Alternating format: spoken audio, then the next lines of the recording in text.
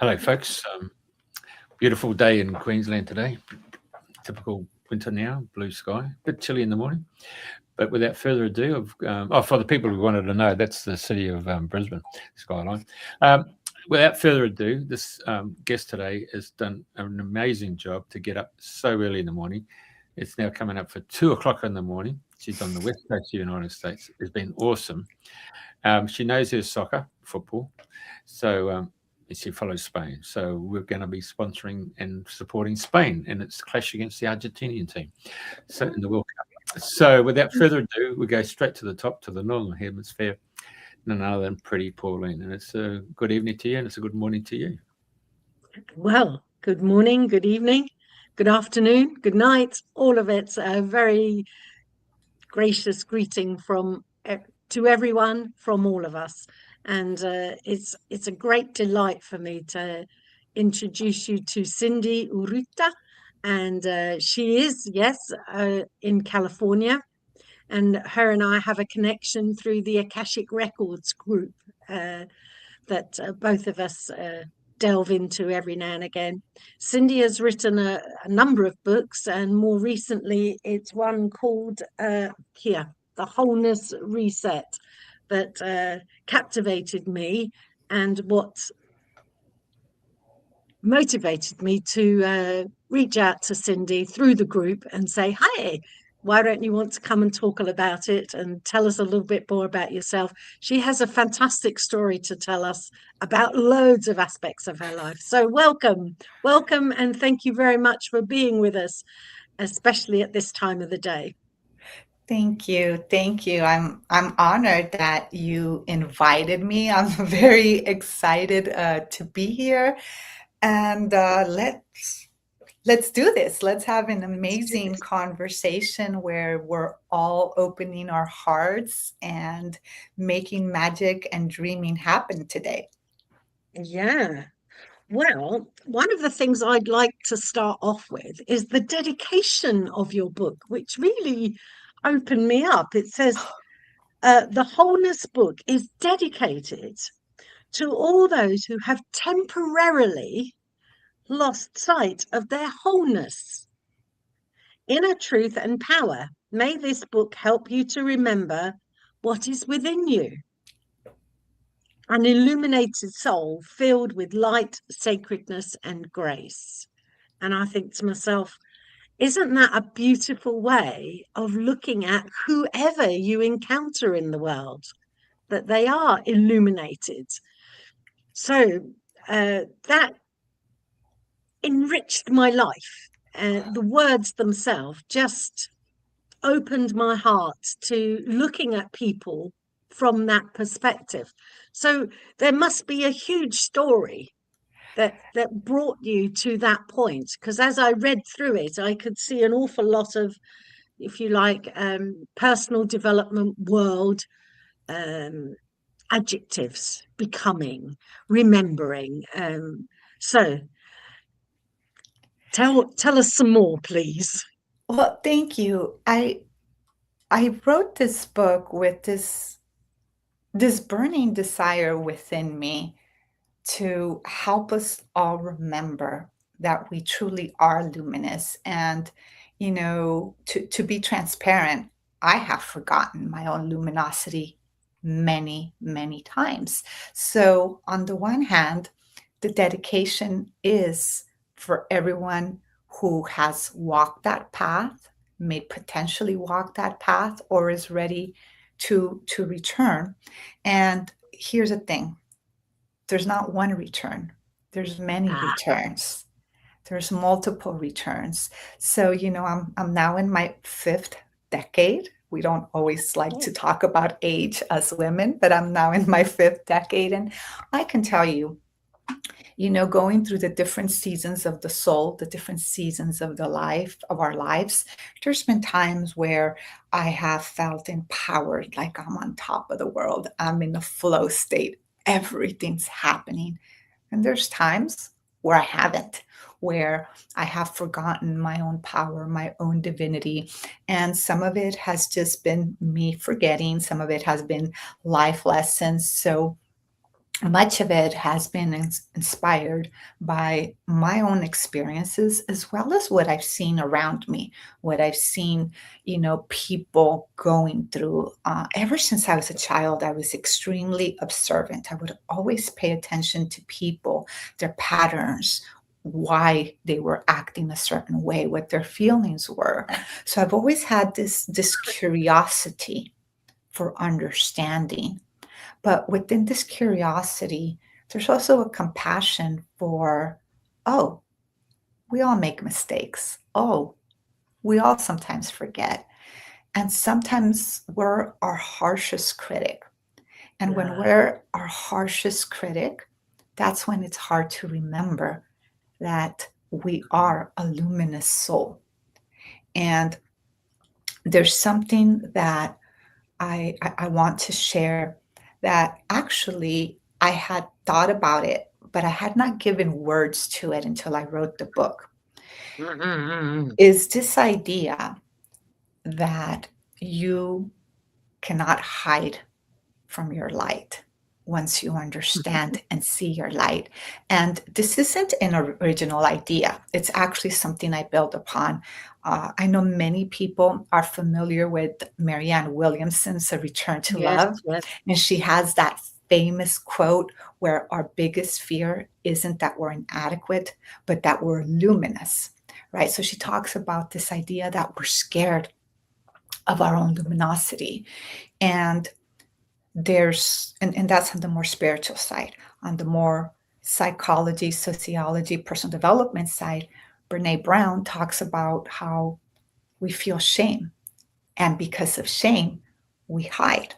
So these are, and that's a fear. We have a fear of not being loved or embraced. So there are two people speaking about something very similar, but from a slightly oblique angle to one another, but they Mm-hmm. basically weave in and out.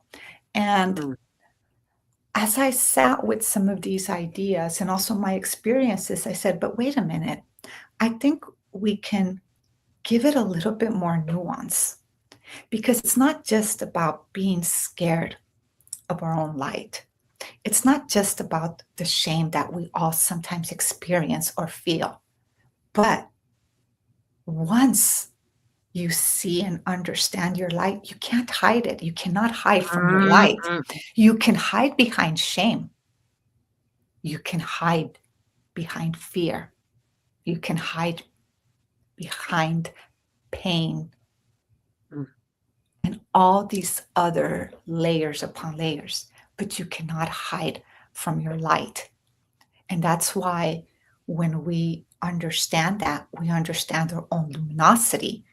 But we all forget. Like I said, I have forgotten many of times, and perhaps you have too. So the whole idea of the reset, of a wholeness reset, is that sometimes we need to remember, reset. Just like you sometimes, have to, reset, the barometer. You have to Yeah. reset, like when you change the oil and your mileage gets reset. We all sometimes need a little bit of a reset. And sometimes within the reset is taking a step back and saying, oh, yeah, I forgot. Because here's the thing, no matter how evolved you are, no matter how expanded your consciousness is, no matter how much personal development work you do, nobody is immune to Mm-hmm. life happening. And nobody is immune to sometimes being humbled a little bit. And Nice. when that happens, we can stay in this place of sorrow, of grief, and we layer false identities upon one another. But when we stop and say, oh, wait a minute, I'm doing that again, rewind, rewind, reset. And that's the basis for the wholeness reset, what led me to write it. Of course, there's a lot more in the book. It's a lot more Yeah. complex than that. I talk about different themes, but that's really the why of it. And it does start off with some very some more traditional personal development language, and then it starts Yeah. to sneak in the soul. The more chapters you read, the soul Yes, starts. And the reason for that is because I think that sometimes people are more comfortable with certain language before they're ready to see that it really boils down to the soul. Even when we talk Yeah. about it, we're not always that comfortable. So I weave it in. So it starts a bit, some of the Yeah. traditional lingo, and then you read Mhm. more and it's like, where is this going? Well, you have to Yeah, read the yeah, yeah. book to find out. Yes, yes. And I have to say that I can acknowledge that when I look at, even just right at the very beginning, the adaptation, the idea that adaptability is intelligence.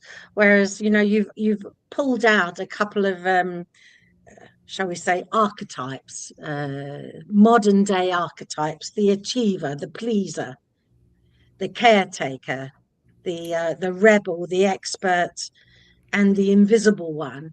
And all of those are easily for people to identify themselves.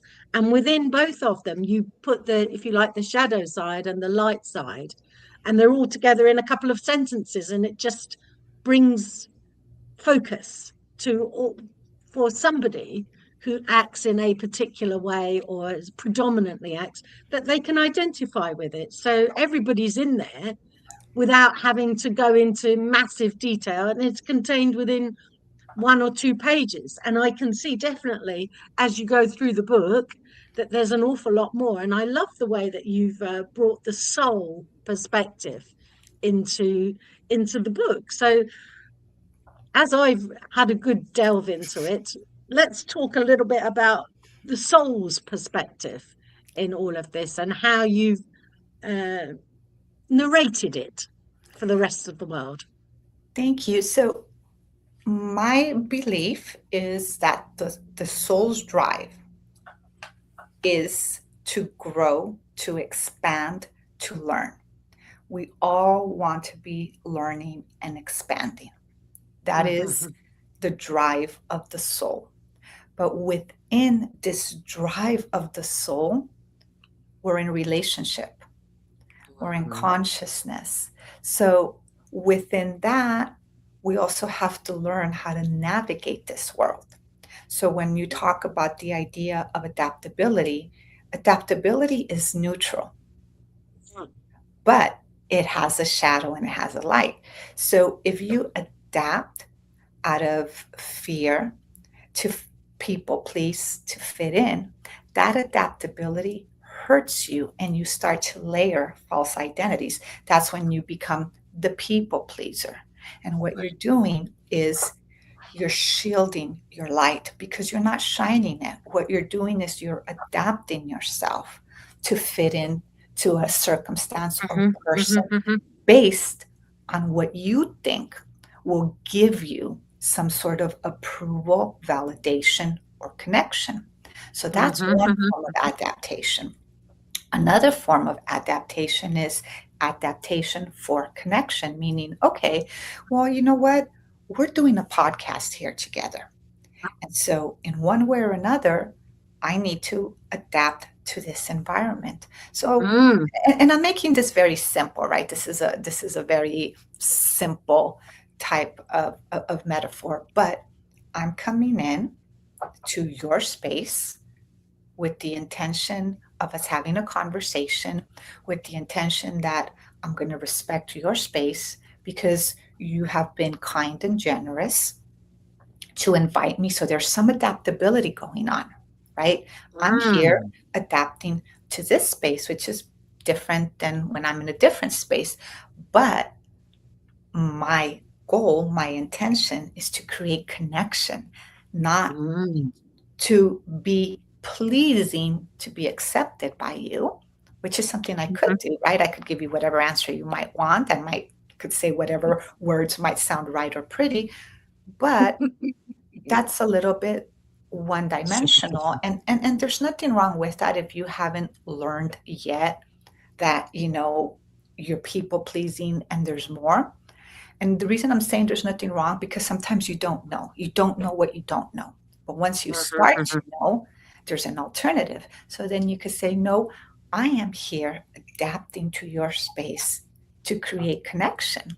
And if my intention is connection, your intention is connection, then that's what Yes. we're going to transmit to the people who are here tuning into us. They're going to connect with us. They're going to say, yes, I feel the connection. I feel the open-heartedness. I feel the sincerity. And connection is coming from sincerity, and adaptability that comes from sincerity is for connection. But adaptability from fear, from ego, from just trying to fit in and somehow be okay or validated, then that's the shadow. What is navigating here, what's showing you what things are, is the soul. The soul, that thing that sometimes in your gut, makes things flutter, where you're nervous and you're like, okay, did I say the wrong thing? Be small, don't say much. Or, oh yeah, we disconnected. And then all of a sudden your heart opens. And in that opening, it's your consciousness and your soul, because the connection is there, the sincerity. And yet we're still adapting to one another because we're getting to know one another. So adaptability is neutral. And many of the things that I do address in the book is tools. Most tools are neutral. It's the intentionality behind which we do that. And the intentionality is usually driven by the soul, that part of you, that essence within you, where you feel grounded and at ease with yourself, because you are basically interacting and showing up to this world from that place of sincerity. Wow. Okay, we had some conversations before we started the show today. And one of the interesting things about you was how you described your PhD and the visual nature of art, and that perhaps an awful lot of what's going on in the world now, the seeds for it were sown about 150 years or so ago. So I'm kind of wondering now, and it was a delightful, enlightening, visual conversation that we were having. And I'm kind of wondering, what kind of seeds do you think are being sown now for the next 150 years? Or shall we go back 150 years just to solidify the concept that you're talking about? That would be nice. Okay, so there's this idea, there's this German word that I believe many people are familiar with, zeitgeist. So Zeitgeist. Yes, zeitgeist. Yeah. So you say, oh, it's the zeitgeist. And what is zeitgeist? Zeitgeist is the spirit of the time. The spirit of the time. So what ends up happening is we don't always recognize the spirit of the time until there's been a little bit of distance. So let's not go 150 years. Let's just go back, for example, to something most people, at least within our generation, can relate to. 50 years when we won the World Cup. For example, when you think about the 60s, what's the zeitgeist of the 60s, right? You think about love, you think about revolution, you think about civil rights. There's this spirit. And that spirit, that zeitgeist of the times, it's about this expanding consciousness that came about from humanity saying, well, we could do things a little bit better. But at the same time, if you were living in that time, there was an element of society saying, well, that's rebellious, that's going against the norm, that's terrible, that's wrong. Because remember, there was also a lot of civil unrest. So the civil unrest that came from civil rights movements that we saw all over the world, well, for some, that was something very bad. For others, it was this expanded consciousness of how can we have respect for the other? How can we bring more love? So then when we think about the 60s nowadays, we think, oh, the flower child, the free spirit. It has a very different connotation than it did back there, because back then there was a lot of Mm, conflict and controversy. But when we look back now, we're like, yeah, there was a lot of controversy. But mm, look at all of the expanded consciousness, the laws that were passed in various countries throughout the world as a result of what was happening. And you saw it expressed in literature, you saw it in the music, you saw it in the films, in the art. So you can think about some of those things. And that's, I think, a very perhaps relatable example. Now, if we go, let's say we go further back a little bit, so we can okay. understand, some of Mhm, the zeitgeist of the time. So let's go to, mm, um, let's say the the 20s, the teens in the 20s. There was something interesting happening yeah, in different parts of the world at that time called mm, cultural nationalism that was being created. So, for example, the textbook example is Mexico, because Mexico had a 10-year revolution, right? From like 1910 to like about 1920. So before that, it was very what is called quote unquote Eurocentric. But during the revolution, there was this move towards indigenous pride, indigenous things, and trying to understand, well, what is our culture? What is our identity? And the complete identity changed. But it was an identity that actually came from the intelligentsia, from the top down. And you saw it reflected in the literature. For example, there's this very famous book called The Cosmic Race, which was written by the Minister of Education, Jose Vasconcelos. And it was about this cosmic race, which is supposed to be all these races coming together to create this master race. So it was very altruistic, but it's a very interesting book that came as a mm, result of that, ahead mm, of its time. In the mhm, United States, you're also having this idea of cultural nationalism rising, where the folk art and what is Americana, right? Because we were, quote unquote, looked at as backwards compared to Europe in terms of like cultural heritage, because we're a younger nation here. But when you look at the same time period, there's also a very similar rise happening during that time period. You see that happening also in Brazil. That also happened in Brazil. So Yeah. it's wow, very interesting. And then you also see what happened in some of the African nations. So if you isolate, you can see some of these ideas, but if you pull back, you're like, oh, wait, that's also happening in different parts of the world. And it's that mm, zeitgeist, that spirit, but it's often, mhm, but it was actually led by a small number of people. So think about the Bolshevik Revolution. The Bolshevik Revolution, which is Bolshevik, is supposed to mean majority, but it was really the minority, right? There was a voting happening, and the majority of the people who were supposed to vote left, and that's when Lenin came in and they made a vote, and they called it afterwards the Bolshevik, the majority revolution. But it was actually a minority, but that was the spirit of the time.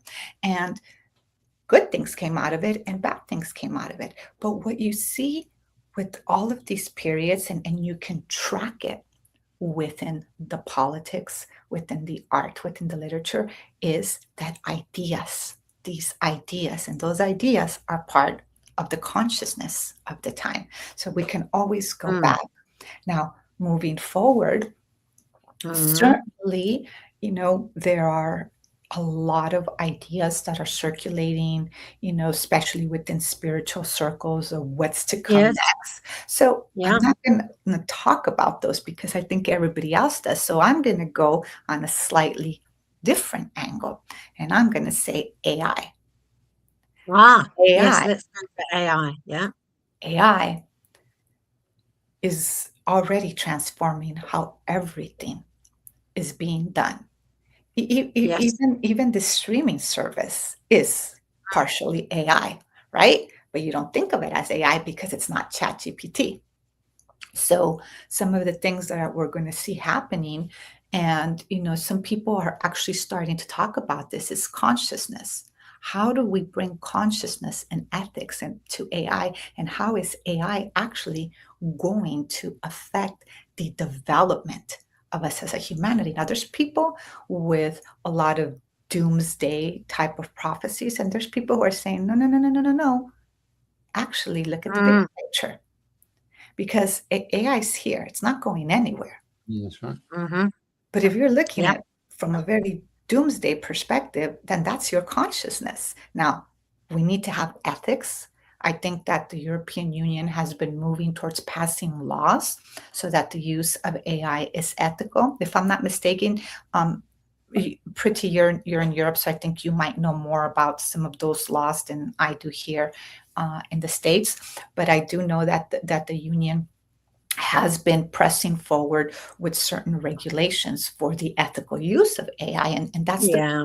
that's the big conversation right now, is the Mm-hmm. ethical use of AI. But you know, like, so many people are scared of it, and what I'm going to say is it's all going to come down to a matter of your consciousness, because I will give you something positive Mm-hmm. about AI. So I don't want to get into politics, but I remember Mm-hmm. when our current president was inaugurated here in the States. He brought in the CEOs of different AI companies, Yeah. and they gave a brief press conference on how they were planning to interface different types of AIs to help within healthcare. So sometimes, like, let's say, for example, you have a particular medical history, and I don't know, you might be in Brisbane, and all of your medical history is in Brisbane, but you need to go to Sydney. But, like, how do you interface that? So we're using AI modules and agents so that hospitals can interface better. So if there's a critical patient and you need to understand what they're allergic to, someone's coming in, in an ambulance, and you don't have their whole history. But if you can have some interfacing, if it's used ethically, right? Ethics is the key word here. Well, then lives can be saved. You can save it. So, for example, I have type 1 diabetes, so I use insulin. So for me, it's important that, God forbid, I don't know, I'm in an accident, I'm unconscious, somebody knows how to, the right amount of insulin, or that I even need insulin, and so forth. So there's a potential for a lot of good. There's also, when we're using, technology and an eye for water. Water right now is becoming a scarce resource in many countries, and you need to desalinate, you need to do many things. So there's a lot of possibility for good, but there's also a lot of possibility for negativity, for bad, for darkness, if you use AI irresponsibly, if you use it without consciousness. And right now, we're at that critical phase where we're trying to figure out, how do we move forward responsibly? Now, is there people using it irresponsibly? Oh, yes, there are. But there's also people, and there's think tanks being developed around this, of how do we use this ethically. So I think that's the challenge where we're at, and I think maybe in 20, 30 years, I think it'll be even faster than we think. We're going to be able to look back and say, oh, these were the mistakes we made, very bad. Oh, but this was the good things. So I do think that, without a question, that's going to transform us. But then how do we use it consciously? And I know there's a lot of controversy at the moment with Deepak Chopra, but he did write that book, I forgot the name of it, on AI and consciousness. Now. Oh, no. Yeah, so there is potential here, but it's going to come down to our own consciousness and how we approach it individually. And I know that's a little bit different than some of the things that are circulating, but I think that sometimes we project our own fears versus stepping back and saying, hey, where's this coming from? Okay. Where is this coming from? So I think that that's something for us to consider. I mean, I'm not an AI expert. I don't have all the answers, but if we do our research and we commit to an ethical use of, there's a lot of possibility for good. And also how we Mm. can even think about how you can unlock your DNA, dormant DNA that's supposed to like revolutionize the way our bodies work, the way our consciousness works, the way we meditate. So there's a lot of possibilities, but again, it's going to boil down to consciousness and how we choose, keyword Sure. choose, to use Yeah, it, yeah. and whether we're going to be scared or we're going to say, no, I'm not going to be scared, but I am going to definitely push for laws. I'm going to definitely push for integrity. And I think that's something important to consider. I hope that That's answered right. the question.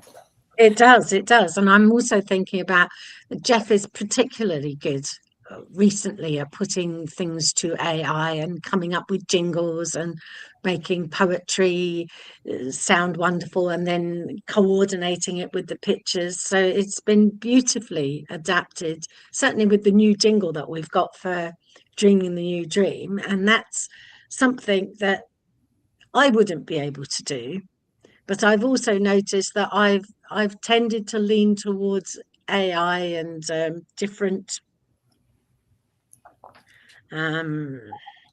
chat GTP and Lumo to ask, what's the best way to reply to this email where they're being a bit bolshy and you want to bring in harmony and you don't want to use words in that way.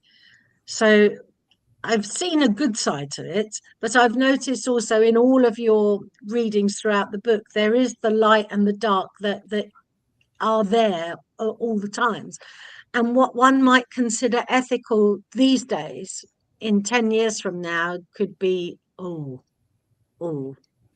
why did we ever go down that road? So ethical, integrity, authenticity, they're all some form of judgment one way or the other. Yeah, And absolutely. mm, And I think this is where discernment matters, because yeah, there is a difference between discernment and judgment, right? sure. And we're all going to make mistakes. I don't think we're going to get it perfect. So think Uh-huh. about, for example, the environment. We thought we were doing things okay, and look at how much we've damaged it. And now we're like, maybe that wasn't the smartest idea. So there are growing pains, and I do think we will have growing pains. But growing pains are that, growing pains. They're not a judgment. They're not a final destination. It's no different than a child. Child is going to fall. A child is going to make mistakes. We've all made mistakes. We've all been immature. We all haven't always made the best decisions. That's the growing pains of us evolving. So there will be some of that. I think it would be a bit presumptuous of us to think we're going to get it right. But it's here. So how do we mitigate it? How do we work with it? How do we move forward? And Mm, it's a daily choice. And mhm. like most things in life, we do the best that we can with what we have at the moment if we're having discernment and if we're being led by the soul. Okay, It doesn't mean we're going to get it all right, but sure. if what the intention is right, then that means that when we get it wrong and our consciousness is right, we can course correct. We can say, no, that was wrong. Let's do it this way better. All right, all right. So, in looking at where we are now, you talked about, back in the AI. What is AI? What are the zeitgeists for 100 or 50 years from now? You know, Where's the dream going?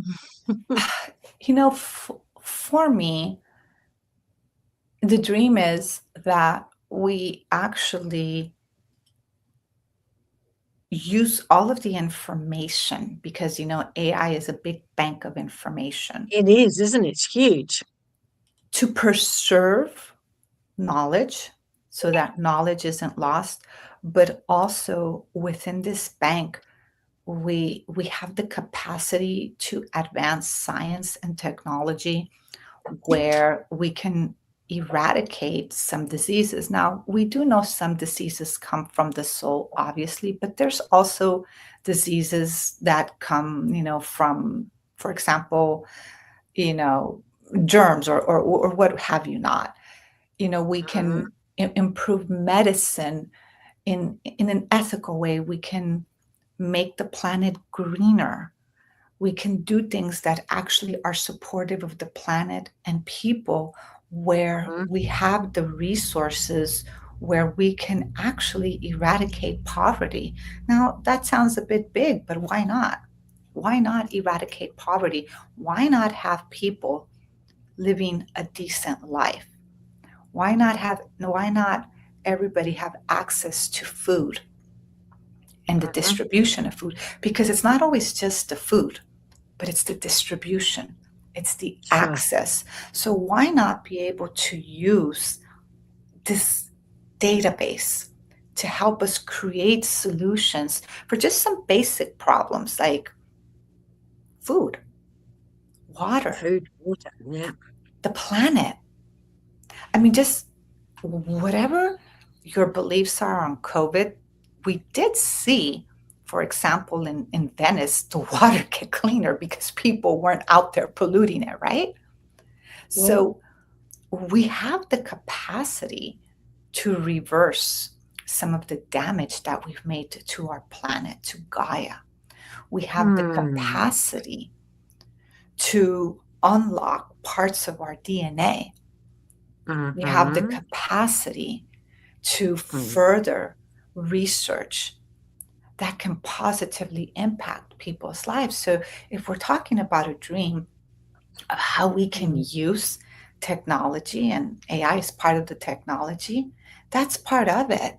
We know if we can create food that's free of GMOs and harsh chemicals that are actually supportive of our bodies, because disease, it is from the soul, but sometimes it's also from the chemicals. Like, it can cause a chemical imbalance within us. Think about all of the pesticides in our food and how harmful that is to our body, and how hard our body has to work to detox, to be healthy, when it's constantly being bombarded with things that are bad for you. And one of the most basic things that can help contribute to our wellness is food. Let me put it to you this way. There was a study done on at a juvenile facility here in the States, and I forgot where it was at. But what they did was they changed the foods of these juveniles, and they started giving them fresh whole foods versus some of the processed foods that sometimes gets given to people in facilities. And a lot of the aggression and anger was diminished. They actually saw behavioral changes in people. And when we think about, for example, like autism, or for example, now Alzheimer's, we do know that food does impact those diseases. We've seen the science. The science is there. So why not use this technology to create systems where our food supply is not only there, but it is healthy and can be distributed and people have access? Because that's another problem. Not everybody has access, and a lot of food gets wasted, that never gets eaten, that doesn't get seen, that doesn't get consumed by the people who need it. Malnutrition is a big problem in many parts of the world, And imagine if we could actually put AI and technology to use to solve those types of problems. Isn't that incredible? I think it's an amazing dream.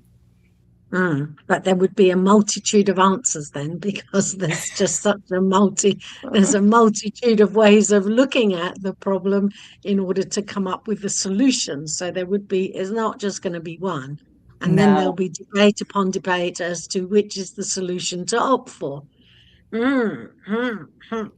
But if we're going to dream, let's dream big. Yeah, exactly.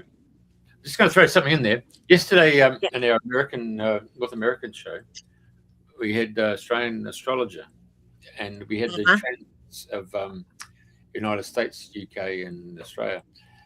America was really interesting in its transits. It was Pluto and Jupiter coming together, Yes.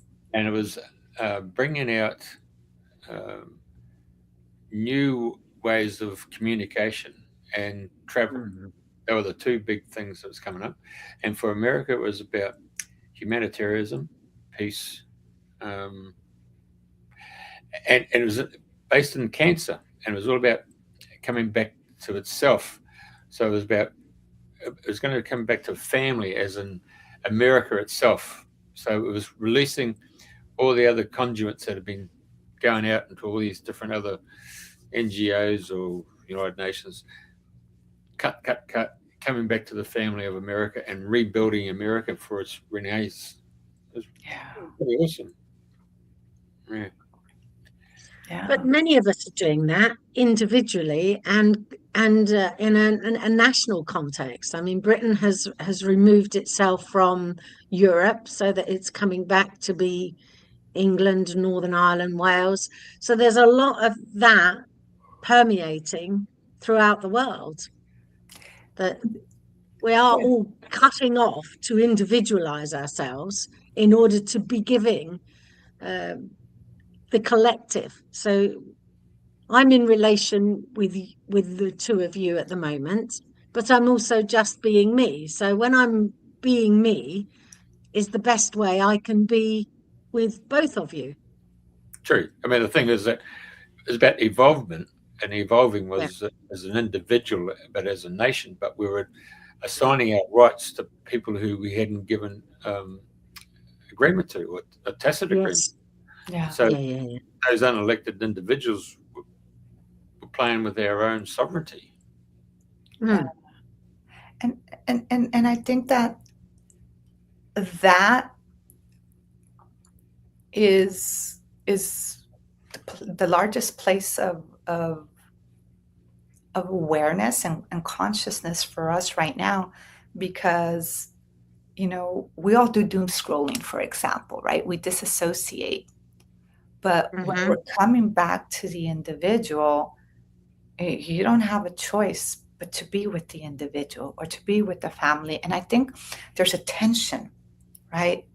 Much like the book doesn't really have a lot of tension, but I do talk about the light and the shadow as you said it. But there is a tension of the individual versus the collective, the coming inward versus how do we interact with one another globally. I know that Priti, you mentioned, the UK did leave the European Union. I remember that was quite interesting to watch in the news, the different outlooks. But even here in the States, we're a very big country, so we have a lot of regions that have their own cultural nuances, and there's some parts of America that's very conservative, what we call red states, and then we have the more liberal, what we call the blue states, and then, for example, Texas can secede from the nation whenever they want because it's within their state constitution.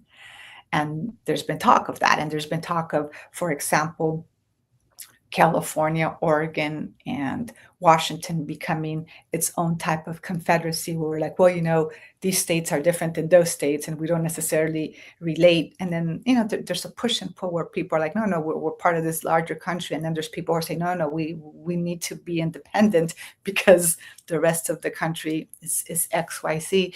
And just like what you're talking about in the UK, we do have some of that in the States, and there are also these very regional places that have their own distinct identity.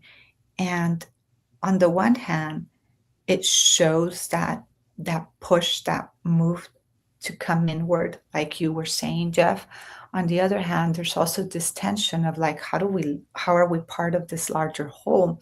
And I think that that's something that in one way or another, not only is it in the charts as you mentioned, Jeff, but I think it's also Mm. something that humanity in one way or another is having, um, I don't want to say confrontation, but it's having its day in court with itself. Like, where do we belong? How are we part of this larger humanity? But then how am I me, individually me? But then how am I Mhm. part of my family? How am I part of the community?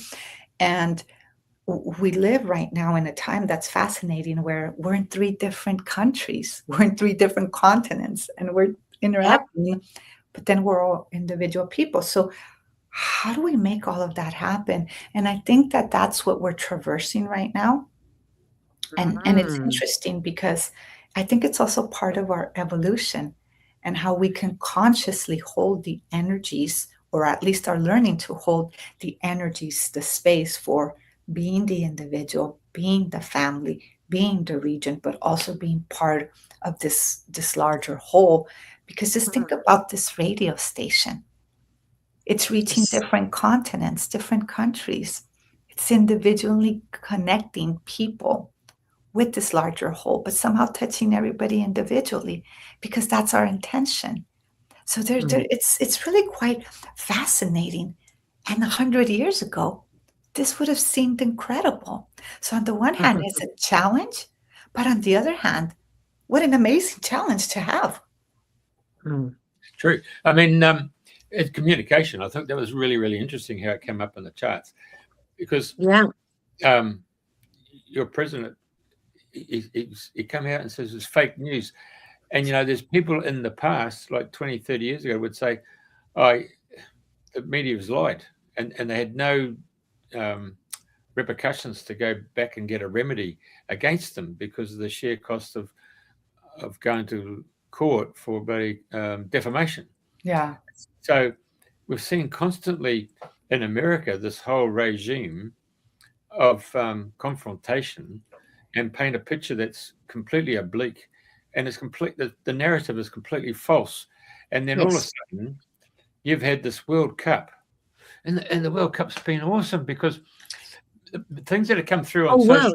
media, this new form of communication, and people are coming in and explaining, oh my God, I never thought these Americans, they're very hospitable, they're very gracious, and their whole demure, the warm and friendly, nothing what the media's painted. America, it was a complete makeover, complete change. So many people around the world realize that the people of America are really lovely people, contrary to what we're seeing coming through on mainstream news, and Yeah, and I think, there's there's a challenge I think that we're facing in America, but I think it's also something that I see it as a pattern in the world where there's this, in a way, disgust or disassociation with the infighting that we see happening politically. So people aren't voting. So, Mhm. you know, when we think about, I mean, I don't know specifically how it is in the UK or Australia, but not everybody votes in America. So we have a large constituency of people who really do not vote. And those are usually the swing voters. And it's usually swing voters who often dictate elections, but even they are no longer voting. So it becomes of which side has more people voting, but it's actually a minority. So a lot of people are very disassociated and want nothing to do with that, don't even pay attention. So then when you come Mhm. to America and you say, well, people are lovely, some of those people are like, just really don't, some of the people are very politically engaged and some people are just don't want to have anything to do with it. So I've seen other countries where also people aren't voting at the numbers that they can be.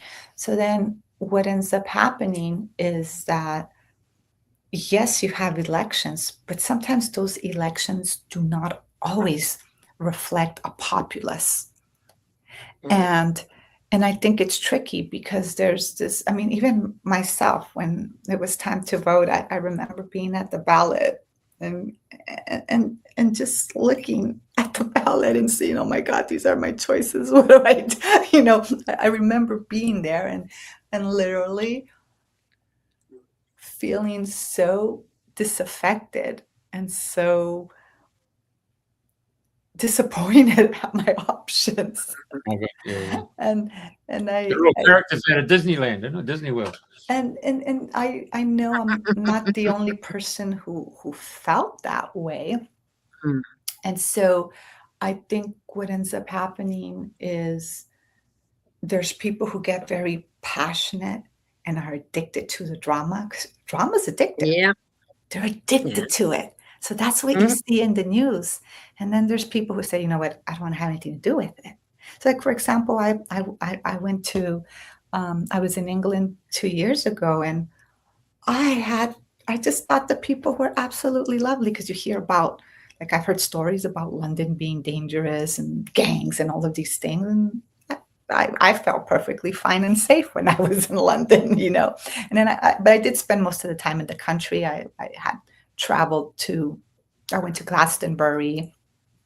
And then Who doesn't go to Glastonbury? everybody goes. And then, you know, I went to the Cotswolds. I went to, you know, some of the smaller country towns, which I thought were lovely, and the people were so nice, and I had the best of time. And so, you know, the thing is that travel really opens us up to the fact that we're all people, we're all humans, we're all those luminous souls, right? That going full circle. We're all luminous souls just trying to get by. And we all have different tools. And maybe some of us have read a book that another person has. Maybe some of us have had access to ideas that another person hasn't. But at the end of the day, we're all human. And most people, I think, are more good and decent than bad. But the media does create fear mongering. And so we get these ideas. And and I want to briefly say this, is that the way our brains are sometimes wired is to think in binaries. So we have this predisposition for binaries, right? So for good, bad, man, woman, dog, cat, up, down. So, and we always like to have a common villain, right? Because then that makes us good. And so what ends up happening is that that's the way sometimes we view people, you know, from other countries, from other nations. And Priti, you and I slightly talked about how sometimes we have these misconceptions and then we verbalize them and we're like, oh my God, well, that sounded horrible. Did I say that? Did I think that? So we do approach the world through binaries. And I think also the next part of our evolution is to move past binary thinking, because it's that binary thinking that keeps our spirit, our consciousness small versus expanded, versus in unity consciousness, versus in allness and one. But if you're within that state of binary, it's hard. So then, like you said, Jeff, the World Cup just exposed that people are people, and people were connecting. I mean, I've seen the videos and I was like, oh, wow. I kept on, like, you know, seeing videos from fans that came from all over the world, and they just seemed amazing. Like they were having the time of their life, and they're like, yeah, the hospitality is great. We're enjoying the food. Yeah. Well, I think what was really amazing was the guy in England called John Cleese, and he was really well known for making a statement. And I saw the parody of what he stated in the World Cup when America has its sports and they call them World Series, but they never send out invitations to the rest of the world to come. And now the world all turned up to a game of soccer/football, and they filled out their stadiums, and the Scots drank bloody Boston Dry. That was funny. I thought that was the funniest thing ever. And they carried on drinking until 4 or 5 o'clock in the morning, and the governor said, yeah, no, Boris, open up the pubs and all that stuff. And then the English turned up and they shut them down at 10 o'clock. I thought it was really great. But, you know, there's the humour, the Dutch, and they've got a double-decker bus and they're doing their dance to the left, and then they go to the right, and there's all of them dressed in orange, you know. Then you got the Norwegian doing the row. Yeah, isn't that fabulous? And everybody was there for it. Everybody was there for it. I mean, if you were American and you think, what's this? What's going on here? I mean, you just got swept up in it, didn't it? It was just euphoric. Oh yeah. Listen, I told my partner, I told him, I'm like, listen, the World Cup is on for the next month and a half. I'm checked out. I'm gonna be doom scrolling. So he's not that much into football. So I would, just have my headphones on and, and I'm like looking at highlights or looking at the videos, and I was just be laughing so hard. There was so much joy in that. Yeah, of course. So much joy. And that's beautiful, because something as simple as a sport, yeah, it's competitive. People can take it a bit far, but there's also so much joy. Yeah. You know, the singing was just phenomenal. I mean, when the Scots turned up in Boston and went to Fenway Park, the home of the Boston Red Sox, the Texas Rangers were playing Boston Red Sox, and the players had never come across that type of atmosphere. It was awesome. Yeah. My son was there. Oh, your son was there? Yeah, he was there. Yeah, you saw that. And he's back here in England now, waiting. He got a little World Cup and he kissed it and said, "It's coming home." But the coming home, because that's quite a famous British song, that the idea that we're going to bring the cup back to us. Well, we might bring the consolation prize back now, but it's been engaging, and it has focused everyone's attention. And they've all connected one way or another, which is super. I've got a little WhatsApp group with the family. And so even if I wasn't watching the match yesterday or the last time, there's always ping, ping, ping, ping. No, goal. So even there's a connection. Yeah. And you know what I loved about it is, we often get so caught up in our own inner world, in doing the work to heal, to grow, to do what have you not. And I know I can get quite caught up when I go into my meditations. Might be in a meditative state for an hour and I'm completely blissed out, and I think, I got to go back to the real world. And I know some of us sometimes get caught up in that, but I think what the World Cup is teaching us is that joy, that is what it is to be human, not always focusing on the ouch, on the hurt. I need to heal. And we all do, because we're always, letting go, we're growing, we're resetting, right? Like things I talk about in the book. But some of the most powerful moments of our spirituality, of our humanity, is when we come together in joy, because then that creates this energy, this movement, this spirit that just brings a smile. And when you're smiling, you're lit up. Think about it. When you're smiling from joy, that's your soul lit up. And that's one of the things we're here to experience, is to light up, to be luminous. And the World Cup, a sport, is bringing humanity together through the consciousness of joy. And that's one of the most elevated things we could do as humans, right? It's not necessary. It is. Think about it. Joy. And you know that there was a study done. When was it? Okay, I forgot the year. Maybe it was around 2009 or so, where they measured the vibration of love and joy vibrated higher than love. Ooh, nice. Very, very nice. Yeah. I like it a lot. And I just wanted to throw in something, but my name Priti It actually means the personification of joy. So if I can muster that, and that everyone can bring a little bit of joy into their lives and see beyond all the differences, all the politics, and just have an open heart and embrace someone, enjoy what you're doing. And I think that's marvelous. Yes. So I'm Priti's all up for it, really. Oh, I love it. I love it. That's awesome. Hey, Very, very. of the unified field of having 64,000 people in a stadium, or Mm. on the row. I mean, there's 90,000 turned up outside the Norwegian palace there yesterday to welcome them.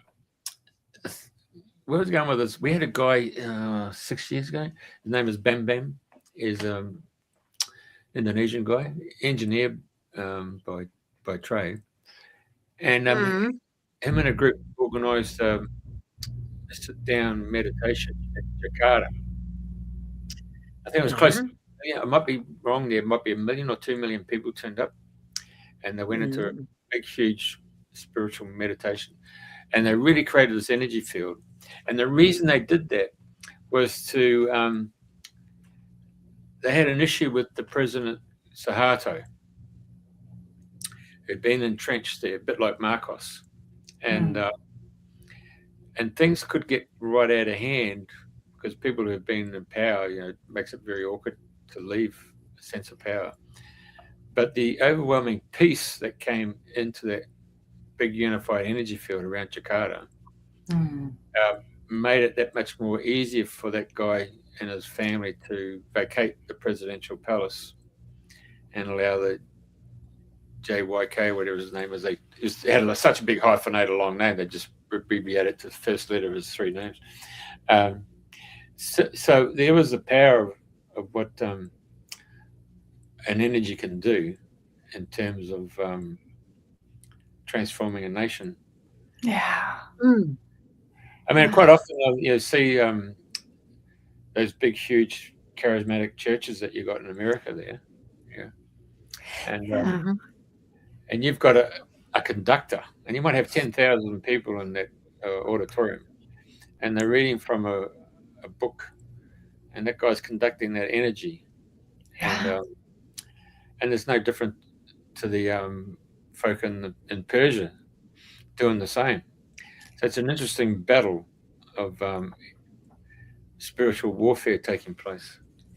Yeah, and you know what's something interesting?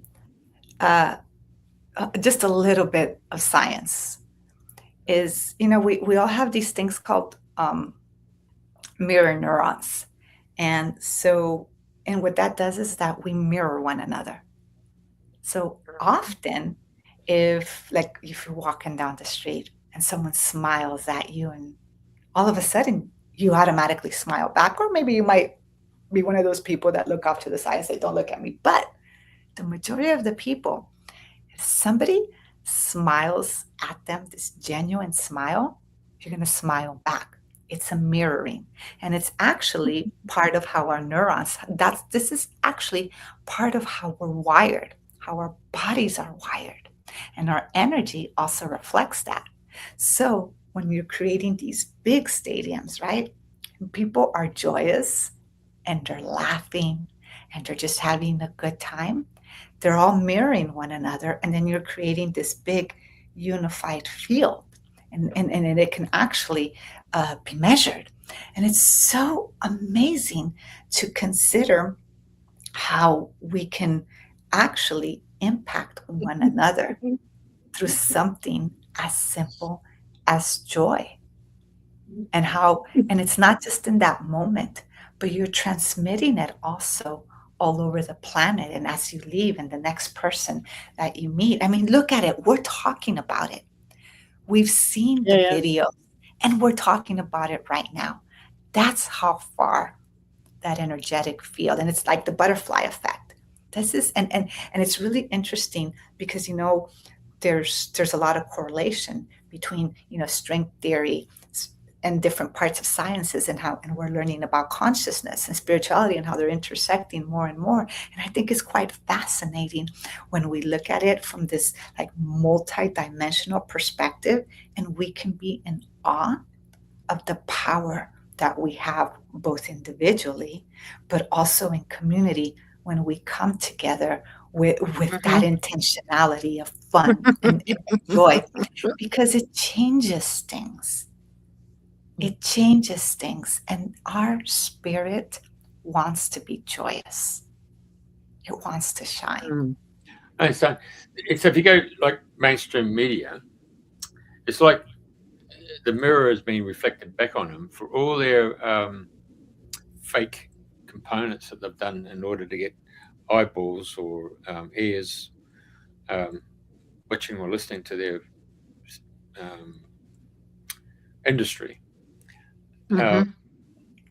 It's got to the point that people have realized are being exposed through other platforms and social media, and we're seeing them actually dying on the vine. So we're actually seeing a whole new birth coming forth, whereas that people love watching a fire engine going down to a fire, so they all go down there to catch a house on fire, and so they always looked at that particular component of life and reflected on that. You never really saw any good news, and then they decided, we'll end the show, 6 o'clock news or whatever, at the end with a love story or some beautiful story at the end. Yeah. In the meantime, it's just the narrative has been pushing a contradiction in life. And the thing is that if you're watching it, so they've transmitting it, you're the receiver, but what they're looking at is making you become a transceiver. So you receive it, then you become a transceiver in the sense that you're now going to transmit it to all your friends or associates, make sure that you've got your tribe. And so now you're in the tribe, and anybody who sways from that tribe, oh, hello, what's going on here? And they try to pull your member of your tribe back into our way of thinking and our concept and all that stuff. And then slowly but surely, the social media with TikTok or X or Facebook or whatever, people are realizing, hang on a sec, and they're starting to question it and thinking about it. It's really impacting on our society globally, isn't it? And watching how in Europe, for example, where they're quite clandestine in their approach to trying to batten down the hatches and keep their member states subjugated to their rules from Brussels. Yeah. I found it interesting that you used the word spiritual warfare. Can you imagine going to war with a smile on your face? Yeah. And if that is spiritual war, the war that's being waged at the moment, then open hearts and smiling and embracing and enjoyment, if they are the weapons that we've got to use, then we could have quite a bit of fun with all of this, really. Yes. I have a girlfriend, and she is the person you have fun with. And I'm saying this because I was talking to her one day, and she says, I think my whole purpose in life is to help people have fun. And it was so funny because I've never heard anybody say that, but she said it with such clarity, with such decisiveness, with such confidence, because it was true. And when you're around her, all you do is laugh and have fun. And she's great at throwing parties. She's great at bringing people together. And it's funny because that is really her gift. Sometimes we think our gift is this grandiose thing, and sometimes it is. Sometimes we have a grandiose mission to be famous, and sometimes it's something else. And my girlfriend, she really has the gift of fun. Like, you cannot stop laughing. Let's say every other word, it's like a big burst of laughter. And she spreads that everywhere. And I look at her and I'm like, wow, whenever I'm around her, I feel elevated because I'm having fun. And then my spirit feels replenished. So she's transmitting codes of happiness and joy. And that is a mission that maybe doesn't sound as grandiose as inventing a telescope, but I think it's actually more powerful because it's doing something for people at a profound level. And there's something quite impactful about having joy in our life, especially when we've been beaten down, when we've fallen, when we have forgotten. And I think that is one of the most expansive spiritual things you could do in your life, is to leave your life with joy. Yeah. I wondered, Jeff, how were you enjoying yourself the other day when you went into the aviaries? And Oh, there's for me, there's that was in February this year. February, was it? Yeah. But there's a great beauty in not only us as humans getting together, but connecting with the rest of life. There's enormous diversity of life. Like with a bit of luck, you'll be swimming with the whales and the sharks and the dolphins. And there's a peace that comes with that. And my favorite thing to do is just listen to the birds in the morning. And you hear them tweeting away, and I have no idea what they're saying. I don't know what they think of me or what. It doesn't matter. But they're just doing it. They're just being who they are. They're just being a bird and having a good tweet in the morning, and I love it. So there's a greatness, I think, in just admiring a rose for being a rose, or a lily, or just where did it come from, and how did it get there? And when you walk down the road and there's weeds and pavement along the cracks in the pavements, that life is such a bountiful and magnificent force that you can just immerse yourself in it and be part of it. Gotcha. So I quite enjoy that. Going to change the subject somewhat. Now, you Yes. girls, you mentioned that you girls came together through your Akashic Records groups. We did, yes. One's in the UK, one's in America. Tell us about how that come to be. How did that come about?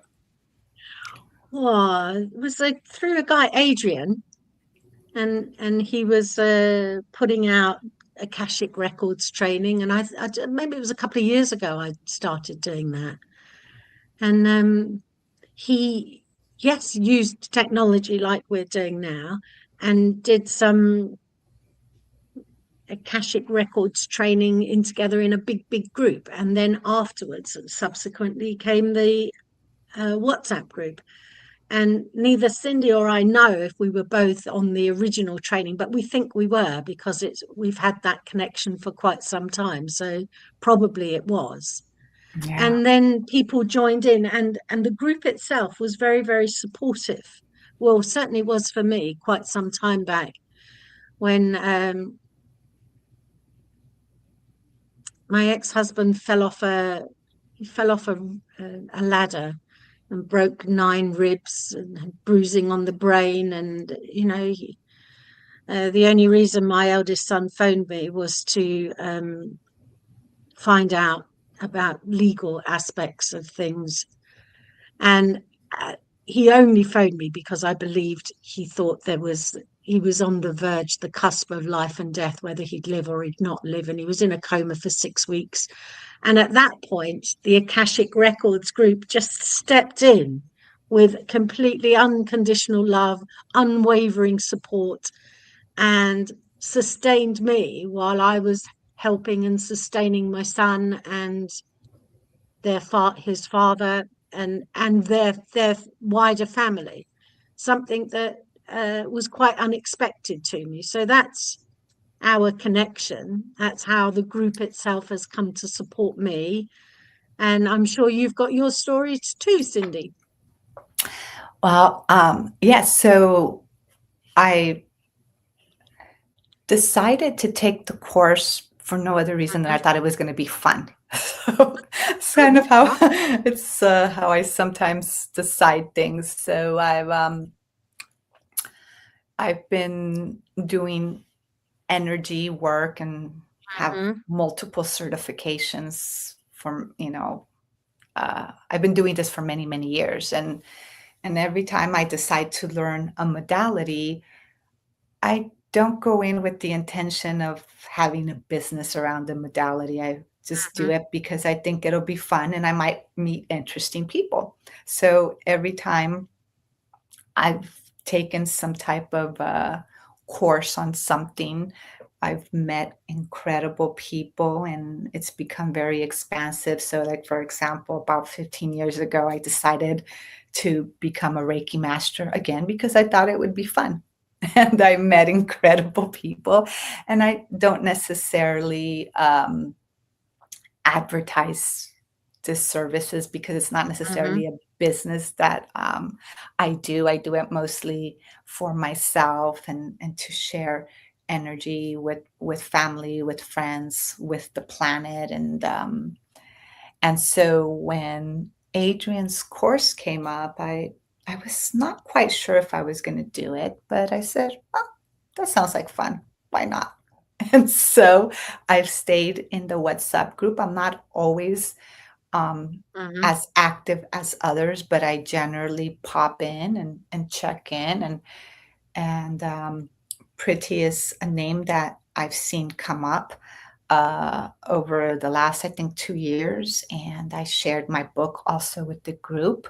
Mhm. Priti was very supportive. She bought the book and then she reached out and invited me to be here with you today. So it's quite incredible, and it's a lovely group, the Akashic groups, because it's basically people who have trained as practitioners or as master teachers to go into the Akashic and clear the Akashic. So it's a very lovely and healing group for people who are interested in that subject matter, in that material. So I'm a part of the group, and sometimes I'm there for the fun, and sometimes I'm there for the support, and sometimes I've also been supported. So it's quite Mhm. incredible and Mhm. amazing. Mm. So the bottom line is that when you turn up into the Akashic records, are you looking at the soul's growth, and are you looking at the reincarnation of a soul to find out what it's come to see, Mm. what it's come to learn? Um, So I think maybe Priti and I might answer it a little bit different. I'm not sure. I don't want to speak for you, Priti. So I think it might depend on the individual. So this course is, uh, the group is to teach you how to clear people's records if there's something that they wish to focus on and clear, or something they want to rewrite. There's usually healing that can come through it. Now, you can tweak it and do different things for it. So if you're a channel, if you're a medium, if you have other gifts, then you're able to do more than just clearing.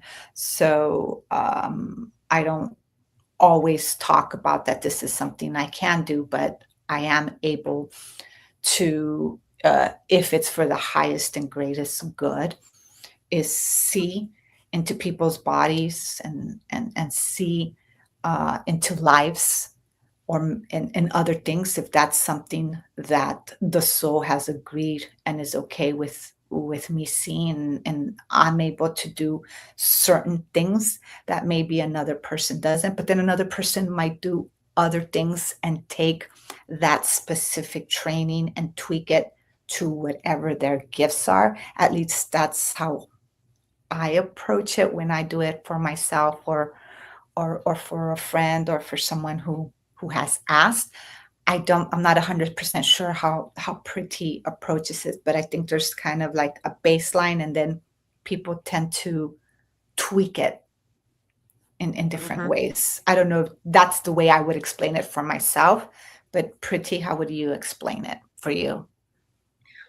Well, the Akashic records I was intrigued with, and I went about it in a kind of engineering, methodical way, and see what. And I found all of it a way.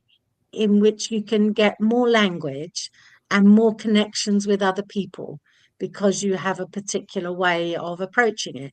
And I found over the years, no matter what I've come across, it's broadened my perspective, broadened my horizons, and I can connect more easily with people, regardless of what their background is, where they come from, their cultural differences. And I found it fascinating when you and I spoke all about the different cultural differences, that's just another way to disassociate, another way to disconnect. So it really is all about connection, connection, connection. And I totally love doing this co-hosting with Jeff because he's in the Southern Hemisphere and I'm in the Northern Hemisphere, and I'm on the east-west line, and it's all good news. And it's not gossip. It's just people connecting and people recognizing that we've got our own characteristic differences. But when you move beyond that, even you and I spoke about Rumi, 800-year-old jokes that are still funny. And I just love the connection with Rumi when he talks about beyond the differences of right doing and wrong doing, there is a field and I'll meet you there. And that's the field I love playing in. I just love it. And that's why I started doing the Akashic Records and why I joined the group and carried on joining the group. And like you, I've been supported by the group. I've gained knowledge from the group, and I have supported the group as well. So it's all good stuff for me. So I've got one more question for you before we finish up. Cindy, what did you want to do when you grew up? Or do you Okay, so I'm not doing what I wanted to do when I grew up. So when I was a child, I thought I was going to be an astronaut. I wanted to be an astronaut. I wanted to go into space. And, you know, I grew up in the 80s. And then the Challenger happened. And my dream and then I said, I don't know if I have the best dream. So I had to rethink that dream but when I was pre-Challenger accident, I used to dream of being an astronaut, and I think that's because I was always really interested in space, in thinking about extraterrestrial life, not from a place of fear, but like what is out there, and ideas, and how much fun it would be to travel.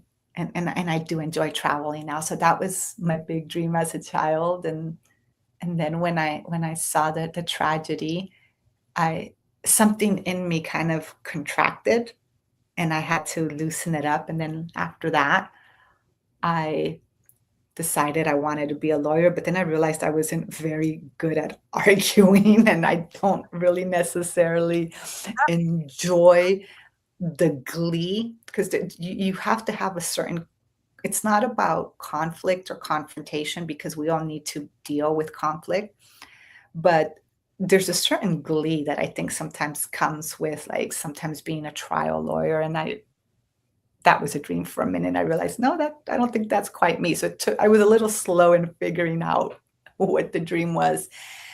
And then I realized that my dream was what I was always told as a child I should do, and I used to fight against, which was to teach. So when I was a little girl, everybody would tell me, Cindy, you'd be a great teacher. You should be a teacher. And, you know, I'm an Aquarian. So by default, even though I have a very mellow personality, I don't like to be boxed. So because everybody would tell me I should be a teacher, I said, no, I will never be a teacher. And then,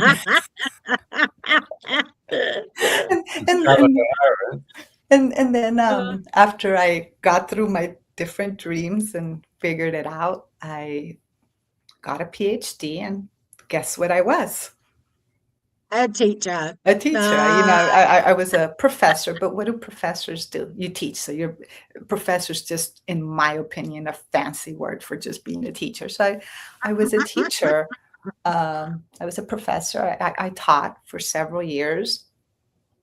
And then later on, I I used to direct the Cultural Arts Center, but through the different events, exhibits, you're teaching something about history. So I realized what I always wanted to do was to teach, but I used to run away from my own dream just because I was rebelling. And at heart, I'm a teacher, and I didn't always see it as a dream, but I realized that was my dream. I just was in denial for a long time, and and I think that's honest. Sometimes, that's part of us getting to know each other. But being an astronaut was real. That really was my original first dream, and maybe in the next lifetime. No, I'm going to say to you that you're actually doing it, and the fact is, it's the symbology of the astronaut, but in the symbology is the fact that when you go into meditation and you step out of your body and you start traveling, you got outside the box, you're into the freedom, and you're actually investigating and seeking out. I mean, Akashic Records is a great way of looking at perspectives and finding out what's going on. And you probably dig a bit deeper and find out whether or not that soul came from a different star system or in a galaxy. So, yeah. That'll be a different conversation, and that one's a really fun one. That's totally go where no woman has gone before. Okay. Well, in your book, if you don't mind, if we're winding up now, you've got a closing prayer that I like very, very much. That if we're going to be finishing up, unless there's something else, so it's right at the end of the book, and it says, "May every day bring renewal. May every breath reconnect you to your essence. May your heart stay open to love in all its forms. May peace walk beside you as a faithful friend. May you always feel connected or connection to your soul and splendor. May your awareness be light that gently guides you back to your spirit. May your courage always guide you back to love and what is true. May the light of your soul reveal the wholeness that has always lived there. May your soul express its beauty, radiance, and joy. And may awe, wonder, and the promise of life's unfolding always live within you. May your truth rise with grace and shine as a beacon for others. May you live so fully, anchored in wholeness and in the presence of being, that your light helps others to remember their own. It is not an ending. It is a homecoming to the soul's eternal remembrance. You are whole, you are light, you are love, infinite and divine." And I loved that. I just loved it. Thank you.